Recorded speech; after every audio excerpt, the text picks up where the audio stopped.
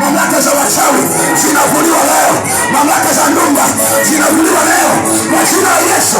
Kuna mamlaka moja ya Yesu, kila goti itapigwa kwa jina hilo, kila ulimi utakiri kwa jina la Yesu. Peka naongea na nini mliosikia hapa? Leo unaachia, leo unaachia, leo unaachia, leo unaachia. Kamata vijana, mamlaka ya giza imeshapigwa, mamlaka ya giza imeshapigwa, mamlaka ya giza imeshapigwa.